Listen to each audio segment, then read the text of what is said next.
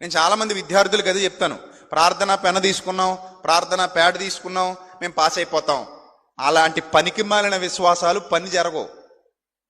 ఇప్పుడు నువ్వు ప్రార్థన చేసుకో, పెన్ అవసరం లేదు. పెన్ను ఏ పెన్ అయినా కానీ అదే పరీక్ష, అదే ఇంకు, అదే పరీక్ష.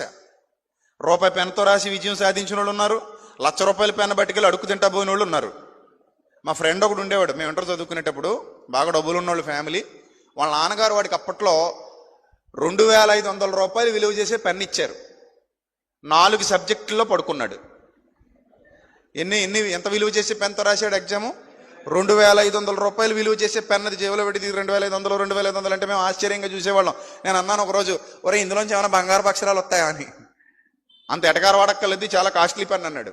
సో ఈ కాస్ట్లీ పెన్తో పరీక్ష రాసావన్నా నువ్వు ఫస్ట్ క్లాస్లో పాస్ అయిపోయావా, 4 సబ్జెక్టులు డమ్మా కొట్టావు అంటే దాని అర్థం ఏంటి? బుర్రలో గుజ్జు లేనప్పుడు ₹2,500 పెన్ అయినా ఒకటే, ₹25 పెన్ అయినా ఒకటే.